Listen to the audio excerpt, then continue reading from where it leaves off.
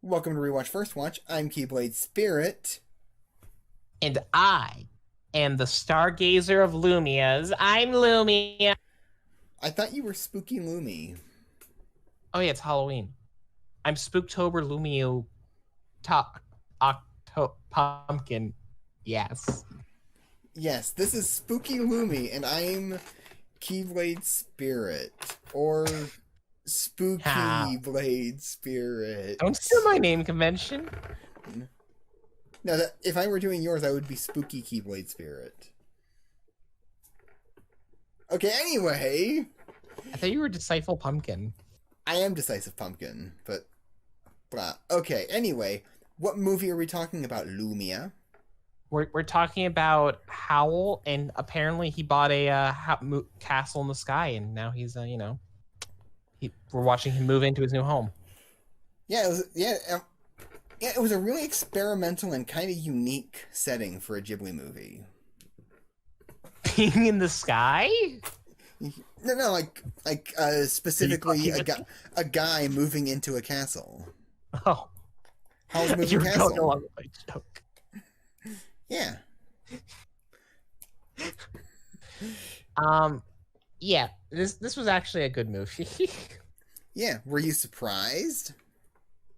Surprised? I mean, it's Ghibli, so you shouldn't be too surprised. Not really. It did all the Ghibli tropes. I mean, when you've seen a Ghibli movie, they kind of, not that it's a bad thing, but they all kind of feel very similar, at least to me. I'm not the biggest Ghibli fan. I like a lot of the movies because they're all, extremely gorgeous and beautiful. Yeah. But they all just have all the same tropes in them. In a way that's not that it's a bad thing. They're always fun to see. It's there's always gonna be a flight scene. There's always gonna be a weird flying vehicle that just is strange and cool. Yeah, they had a bunch of those in this movie. Yeah, depending on the movie, they have more or less, but it's in all their movies, including the Castle of Cagliaristo, which I think still is my favorite Miyazaki movie. Yeah, probably. Yeah, yeah. That is maybe my favorite piece of Lupin media. Is it my favorite Lupin media? I don't know. I haven't seen parts 4 and 5 yet. I need to see those still. Yeah, it's between. Castle of Cagliostro is my favorite, but it's a toss up between every other piece of Lupin that I've seen. Have you seen the Fujiko's TV specials? I haven't, but I've been meaning to. That is also a contender for best Lupin material. I see. Welcome to Rewatch First Watch. I am KeybladeSpirit. We're not starting this over. We're going to just keep this in. Yeah, okay. Welcome to the Derailcast, episode 2. No watch edition. Well, get back to your goddamn movie. Okay, I'm making jokes. Sure you are. Howl's Moving Castle is about this girl named Sophie, who I'm convinced is the same Sophie from Atelier Sophie. That's a good headcanon. Yeah. The connection is that they both had a grandma named Sophie. Oh, I see. Okay.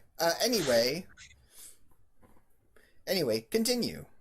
Oh yeah, and Sophie is just going along her merry way. She meets Howl. There's this beautiful sequence of Howl doing magic, which I'll go over in more detail later.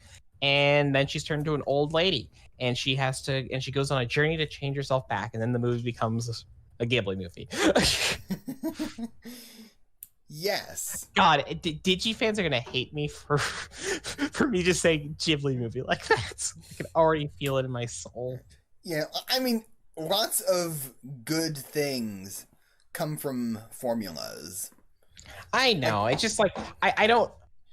Yeah. I don't know. I guess I could say I've never really understood why Ghibli has as much respect as it does, because they just feel like better Disney movies, yeah, but that's what they feel like to me, It just feels like it has the Disney feeling to it. They're real, of course, they're extremely well animated, and deep respect for the insane animation quality that goes into every Ghibli movie. Jesus Christ. Yeah. Yeah. I mean, yes. I guess I just don't see the appeal of Miyazaki as a director as much. That's fair. Compared to someone like Anno or Tomino or... Yeah, I can see that. I think it's Isao Takahata who did some of the Ghibli movies, and I think his work is... I have not seen any of his movies, to be fair. Okay. I think his work is, like, consistently more unique. Okay. Like, internally unique.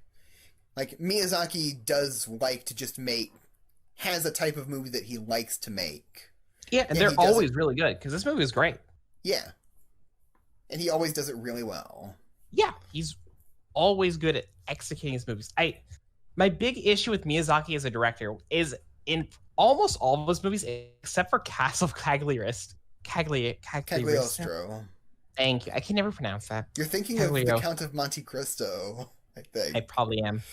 And my tongue gets tied on it. Either way. Because he probably was like under some restrictions, which I think helped him out. But the issue is with the creative process that he goes behind, because if you've watched behind the scenes documentaries about any of his movies, you'll know that he will figure out the plot as he's making the movie. Yeah. And like in my favorite Ghibli movie is probably the generic Spirited Away answer. And I have the same issue with Spirited Away that I'm going to have with Howl's Moving Castle. Doing a lot of backstory before I get to Howl's Moving Castle. Oh, well. Yeah. Yeah, I mean, this... Yeah. I think it's important for people to know... For me, if I'm going to go into a Ghibli movie, to understand my feelings on Ghibli as a whole. Yeah. Yeah, like, Miyazaki in particular... I didn't know that, but it does show. Yeah, because if all of his movies have this weird pacing issue where like a story arc will start and end, and then it'll just be another story arc and it'll start and end, and then the movie will end. Yeah. Yeah, like the problem that I had with Porco Rosso, which I know is a lot of people's favorite Ghibli movie, so sorry, was that it felt like it should have just been a TV anime. Because there are so many points where I can tell, okay, start of story arc, end of story arc. That could have been 12 episodes and it would have been way better. I understand completely, dear. Yeah. That's my thoughts on a lot of Ghibli. Well, not a lot of Ghibli. I think Miyazaki, don't get me wrong, I love Miyazaki. He makes great movies. I adore every Ghibli movie I've seen, except probably Nazca Valley of the Wind, honestly. Okay. I found that boring, but let's talk about... I've derailed us long enough. I'll get to the actual topic. Yes. This was great. This was really good, though. Like, Howl's Moving Castle, great use of Ghibli's formula. I really liked seeing how Sophie adjusted with her age, and how throughout the movie she gets more and more fit from her unhealthy body that she's stuck with. Yeah. At the beginning of the arc. Yeah, I kind of like how subtly she sort of gains old lady personality traits. Yeah, I mean, it's a little jump when it happens. I wish it was a little smoother, personally. Yeah. Yeah, like, it makes me wonder if that's part of the transformation, or if she's just adopting that persona. I think so. I just realized, I don't think she ever actually broke the spell in the entire movie. Yeah, I don't think so either. Like, the mechanics of the curse were weird to me. It seemed like the more honest she was to herself, she would be her true form. Okay. See, I thought it was more like what I got out of it eventually was she transforms back into her true self whenever she feels most at home. but I can't really tell because I think she was in her younger form at the end of the movie. She was. Okay. That's why I thought it was her being true to herself, because she finally admitted that she finally cared for Howl. Because remember, when she was asked about Howl early on, she when Howl showed her the garden, she was looking very young, and she was like, they were having a good emotional moment together, and then I forget what happened, but something happened, and she was like immediately hid her feelings, and she got older immediately. Okay, that makes sense too. Like Yeah. What I thought of it was, like, especially with the end, I saw that as her finally feeling at home in this new situation. Mm. And then on top of that, she was transformed immediately because, like, she never truly felt at home in her original situation. Possibly. I would have to rewatch the movie. Yeah. With that interpretation in mind. Yeah. Because I have. Yeah, this is my first time watching the movie. Yeah. I mean, it's been a while for me, too. I think yours is closer to the intended meaning. Okay. Well, I don't really care much. I'm a Death the Author fan. Yeah. But, I don't know. I really liked that. The magic in this movie, every time it was done, was beautiful. My favorite scene is the introduction of magic being used in the world, which is when Howl takes Sophie and they just like are pretty much flying in a very cool way because they are just walking. And Howl just has this confident smug of him just saying, just keep walking, act like it's nothing. It's just really cute and beautiful. Yeah. And it's the smoothest walk cycle I have ever seen of any piece of animation. That's impressive. It's the walk before they start floating in the air. It just is so smooth. That was some of the best animation I've ever seen in terms of how smooth it was. In terms of impressive animation, just there was too many beautiful things to count. Every time the castle moved, God, this movie's so beautiful. That's what that's one of the best things about Ghibli. It's just like they have so many great animation cuts. Yeah. Yeah, like, speaking of that walking sequence, because I'm not going to be able to bring this detail up later, I loved how, as they were walking and they started speeding up and the blobby guys were chasing after them, we see in an alleyway branching off this homeless-looking guy sleeping, and one of the blob men looks in to look at the guy and then keeps going. Yeah, it kind of shows that these aren't just mindless drones. They do have some kind of will, or they've got some kind of personality tied to them. Just neat little details like that show that there's an idea here. Worth mentioning that early into this movie, there's a lot of crowd shots. Yeah. Like a lot of shots of just crowds of people dancing and drinking and having a good time. I was just blown away by seeing that kind of movement. Yeah, and so often. Yeah. I know it's Ghibli, so I should expect high quality, but every time I see it, I'm just always so happy to see that insane level of detail and movement. And all the backgrounds in this movie are gorgeous. Like, I love just scanning through the when Sophie was in the hat shop, just scanning through the hat shop and seeing all the different hats there with their own unique designs. Yeah, the hat shop was great. It did make me wonder what the year is, because I saw flapper hats and I saw I saw a lot of different kinds of hats. And I was just like, what is the time setting of this movie? Because I still don't know.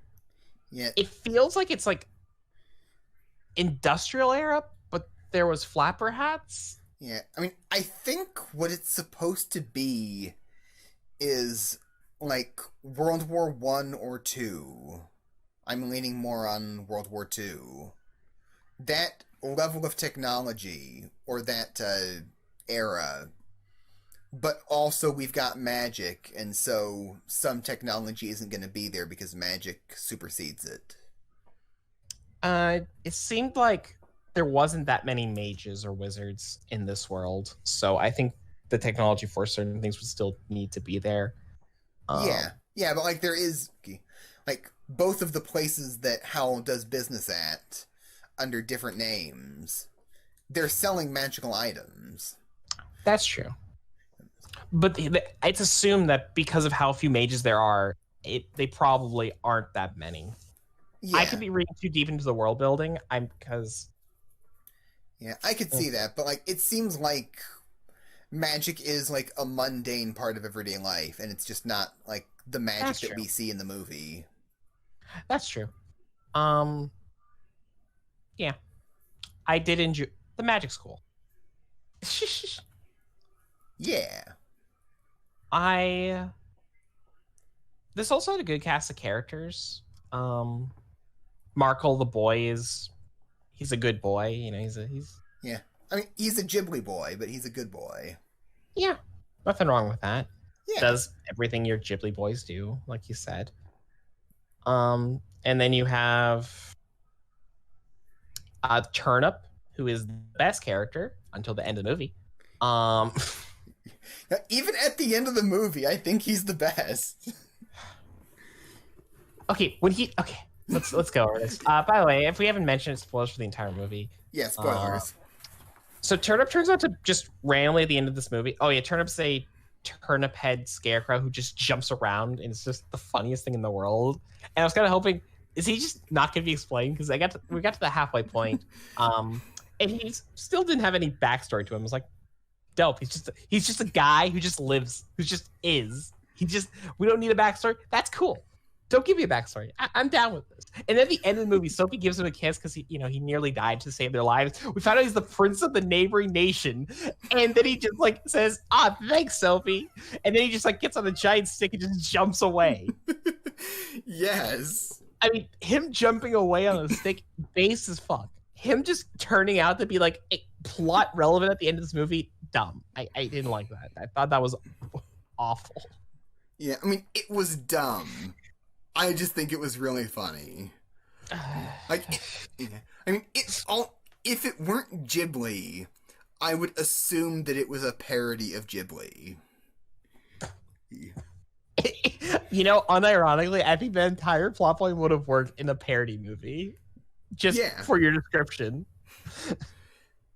Yeah, because like it's a very Ghibli thing to do, but also it's also done. It's done in a way that to me felt like it was meant to be funny. Probably. I don't know. I am curious to read the original novel. Yeah, this was based on a book. Yeah. I imagine it's very different from this movie. Yeah. Knowing how, just my guess on based off Miyazaki. Yeah, I mean, yeah, Ghibli has done adaptations. I know that The Secret World of Arrietty is also an adaptation of a book. I want to see that. Yeah, I still need to see it as well. I think Ponyo is based on something, but I'm not sure what. I will watch Ponyo one day. I will watch I do want to watch all of Ghibli's catalog. Yeah. So do That's something I do genuinely want to do because, oh god, their movies are so fucking beautiful. Yeah, back when the Ghibli cast was still going, I would watch every movie like before the next podcast came out. I watched the Ghibli cast for the movies I cared about, but I think I had seen all the ones they had done up to that point because they were going in production order, if I remember right. Yeah, they were going in production order, and that felt good to me. I had already, because I got the Ghibli Blu-ray set a few years ago. Oh, cool. So I was already doing that before, and I just fell off because I got busy with school, and then I just forgot to get around to it because Ghibli's like the one anime studio that I'm like, I have to be in a really specific mood to watch a Ghibli movie because they're always really long, and they're always the kind of stories that don't really vibe with me because they feel like Disney movies. in a Yeah. way. Yeah. I mean, there's a reason why Disney was publishing Ghibli movies Yeah. for a while. Yeah, and I just never feel that attached to any Ghibli characters long after I leave the movie. Not that I don't think there's any good Ghibli characters. It's just none like that what I would put on my favorite list, you know? Yeah. Yeah. Like Turnip, hilarious and great character. I'm not putting him on my favorite characters. Yeah. Like I don't think any Ghibli character that I've seen, like I think about all the time like I do about like Utena or Paul von Oberstein or a Char Aznavour. Yeah. I I don't can know. see that. Ghibli always feels like they're all about like how they make the audience feel than the story it is, which is, you know, for certain audiences, I bet it's amazing. I know Digi's really into that, so that's why Ghibli really strives with her. Yeah. Yeah, I know that Ghibli is very big on like just doing an aesthetic really well. Yeah. Yeah, like, and I think it's hard to find and it's really hard to find fault in that. So yeah. And, like, these are all mood pieces, I guess you'd call them. Like, especially from Miyazaki. That's why I'm almost never in the mood to watch a Ghibli movie. Those are like probably my least favorite kind of media, honestly. Yeah. Yeah. Like, off the top of my head just now, like, I would almost describe every Miyazaki movie as, like Iyashikei with some other genre attached. Sort of. I don't know. I can actually get into Iyashikei, though. Yeah. I'm a big Arya fan, and I put... Okay, this is the hottest thing I probably have on this entire podcast. I put Arya above every single thing Ghibli has made. Wow. I have not seen anything I would think is on par with Arya. I haven't finished season 2 yet, but just season 1, I put that high up because it does, like, season 1's all about character relationships and about how the characters interact with with other people. Season 2 is all about how the characters interact with the world, and I personally feels like Arya does that still better than Miyazaki. Okay, I still need to see Arya, but strong recommendation. Okay. It's a very quiet show. You don't binge it. Yeah. Yeah, like, it just... Like, to me, a lot of Ghibli movies just feel like... They feel like a really unique Iyashikei I understand that. movie. And then there's an action sequence somewhere near the end. Oh, yeah, that is true. Yeah. I was surprised how bloody Princess Mononoke was. Oh yeah, absolutely. Like I was showing my family got that for me for Christmas a few years back, and we decided to watch a movie, and I said, "Hey, let's watch Princess Mononoke," and then everyone started dying and losing arms. Oh, yeah. I remember how I first saw Princess Mononoke. Why do you pronounce Mononoke wrong? Mononoke wrong. It's Mononoke. Mononoke. It's Mononoke. It's a Japanese word. Audience, am I right or is Key right? Yeah. Mononoke. Yeah, it's Mononoke Hime. Yeah, Princess Mononoke. Yeah. Anyway, the way I first saw that movie was we were in this archaic building. Some of my fellow millennials may have heard of it, called Blockbuster. The fuck's a Blockbuster? Exactly. Anyway, we were in there. I was there. We were, like, stocking up on movies to watch on a trip in the car. I was there. I was allowed to pick 2, and my niece was allowed to pick 2. And my niece at the time was a little kid, and she was way into princesses. So, yeah. And I was into anime, so you know what I did? I found a way to get 3 movies instead of 2 for myself. You're a monster. Yeah, because I showed my niece Princess Mononoke. And she liked it a lot. And so did I. You're a monster. Look, she liked the movie. You tricked her. I didn't. Look, I just showed her. I just told her that it was a princess movie because it says Princess Mononoke on it. You can't see me, but I'm shaking my head. It's technically true. It's true. It is a princess movie. Disgusting. Manipulation's wrong, Keyblade. I wasn't manipulating. I was being. It wasn't manipulation. It was just a dishonest truth. Anyway, Howl's Moving Castle, fantastic movie. Oh yeah, that's what we're here to talk about. Yeah, Calcifer, good guy. I liked Calcifer. He's a guy. Yeah. Calcifer is like, the cute side companion. Yeah. Yeah, I really liked his and Howl's origin story. Like when we saw Sophie, I think, peer into Howl's memories. She went back in time. Did she straight up go back in time? Yeah, no, she straight up went back in time because she said to Howl, I didn't realize you were waiting this long for me. Huh. Which I thought was dumb. I thought the entire time travel shtick was extremely unnecessary in this movie. I was like, why are we going back in time? Oh, yeah, God. I genuinely couldn't tell if it was time travel or not. It had to have been time travel because Hal reacted to her, past Hal reacted to her. Okay.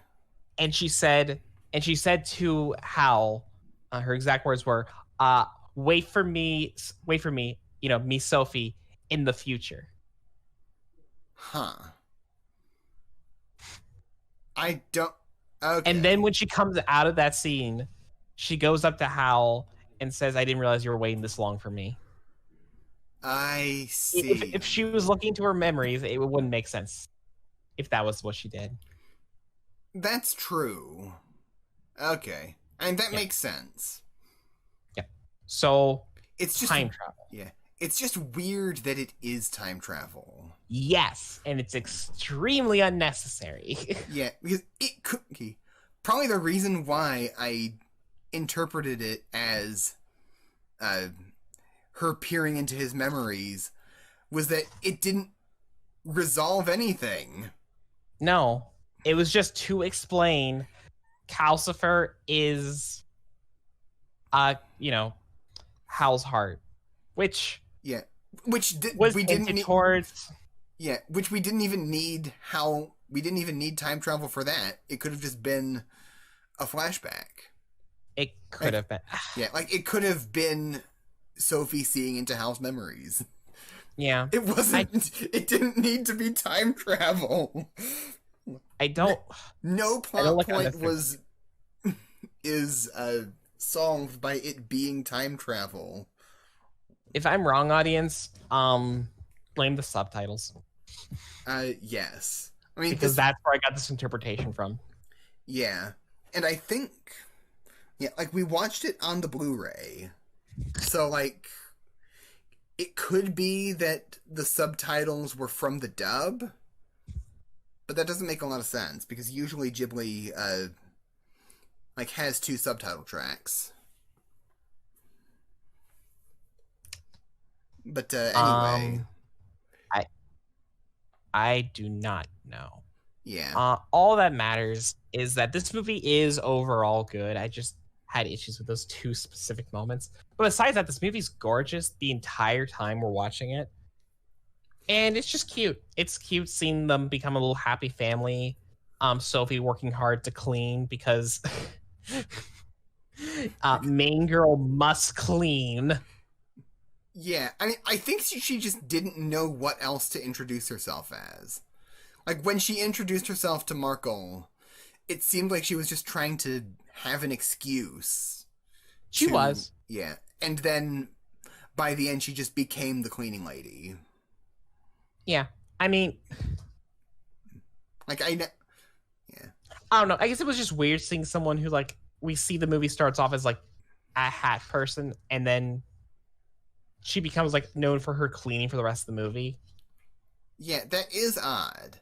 Although, Because like, oh, go yeah, on. Yeah, her regarding her starting as a hat person, like as a hatter, it kind of one thing that I picked up on that maybe or maybe not wasn't intended was it kind of feels like a reverse Alice in Wonderland in that we have a girl who is a sane hatter meeting this seemingly sane but not quite all there wizard. Actually, that doesn't make a lot of sense anymore. I was very confused. Yeah. Now, like, specifically just, like, she's not... whatever.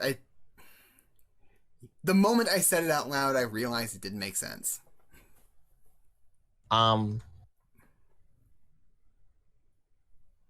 Yes. Okay, well, I'm gonna, move on to the next point then. Yes, I'm sorry. You're okay. You were just confusing me. Yes. I mean, I confused myself. Anyway, onto your next point. I forgot where I was going because I was letting you talk. I'm sorry. I'm kidding. I'm not blaming you for my sins. I mean, I am, but... So, Sophie is cool. She goes along, cleaning for the rest of the movie, pretty much. Yeah. And they create this cute little family home, which is nice. It's sweet. Howl and, Sophie slowly develop a nice relationship. And eventually we get to the point in the movie where Howl sends Sophie to get him out of his contract with Suleiman. Yeah. The other big wizard. So she goes, and we have this very interesting scene of the witch that turned her into the old lady and her racing up the stairs. Both, one because she's out of shape, the other lady, and Sophie's old as shit. Yeah.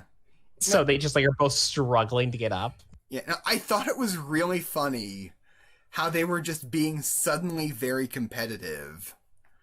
And Sophie had good reason because she was slighted by the Witch of the Wastes. I think slight is an understatement. Yeah, she was wronged by the Witch of the Wastes, so she had something to prove against her. No, I think she was just a competitive lady. the Wicked Witch. Yeah. And then she's just turned into this she loses all of her magic powers when they get there. And then she just becomes this sweet old lady. Yeah, no, it's adorable. It really is. Yeah, that was when I realized that she had turned from this kind of bitchy lady who had kind of Cruella de Vil vibes to her into the sweet old lady who was into the sweet old lady. That's when I started to think that maybe there's a thing about transformation as a form of self-actualization. Maybe. I don't know. Yeah, or transforming into your best self. I don't know. Sophie I guess the only thing about Sophie that really changed as a person was that she would just make old people statements. Yeah. Yeah, with Sophie, it's she is transformed into the old lady, and through that she's able to grow into seemingly a more actualized version of the self that she started as. Yeah. She stays in the hatting shop seemingly just because it's her dad's shop and she likes it and she feels like she needs to stay there to preserve that memory. And then she's turned into the old lady and she doesn't really know what to do because she can't stay there. And and then she meets Markle in the castle. She meets Howl. She finds a new home there. She learns to clean. She improves herself that way. You know? Yeah.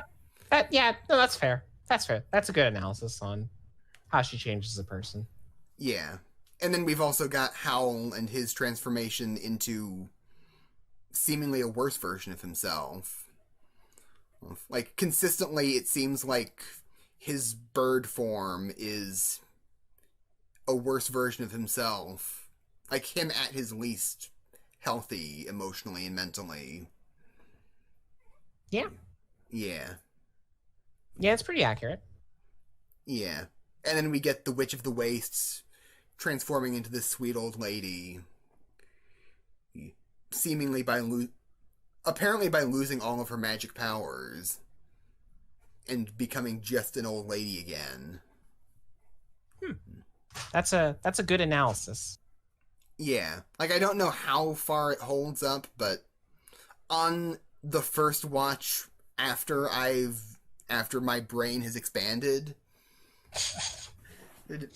when feels did like your brain expand? I don't know. It just kind of did. Did you not have like a moment where it expanded? Yeah, I can't say for sure when that happened. It might have been. It was after I watched Death Note. Well, after that. It might have just been when I got into Digi. Yeah, when I watched Death, and that's when my brain expanded. I love Death Note, but it's not a brain expanding show. Yeah. It must have been like some combination of Digi and also going back to college that made me start thinking about like deeper meaning in media.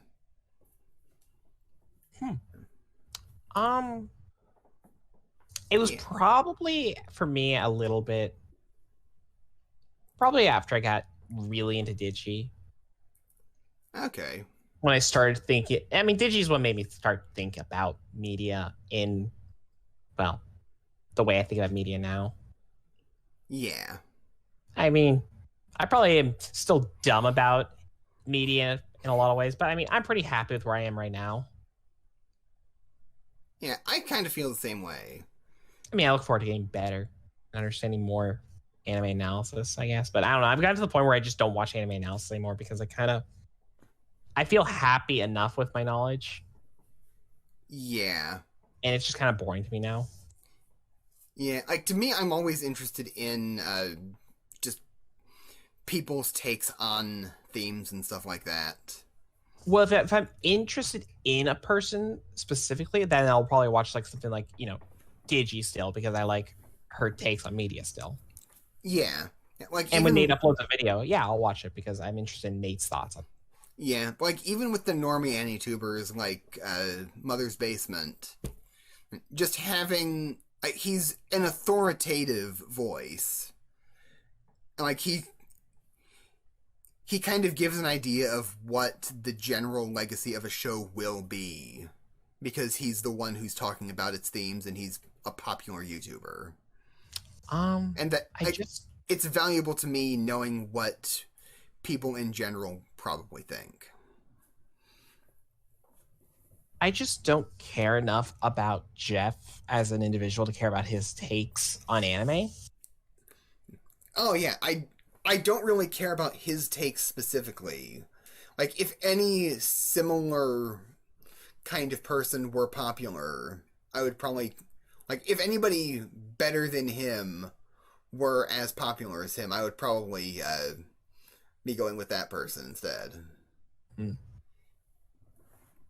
Okay. Yeah. By the way, Jeff, if you're listening, and I know you are, we're still waiting on that debate. Oh, yeah. We haven't forgotten. Right, I didn't forget that we were going to debate. And we're still waiting on that, so, So... Do you want to go to final thoughts? Yeah. Okay. Yeah. Do you want to go first? Yeah, this is my...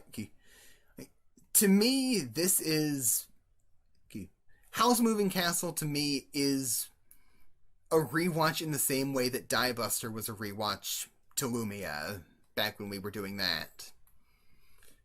And I was mostly positive at when I first watched it, and I'm a lot more positive on it now. I'd give it like a strong 9, I think. Whereas before I think it was an 8.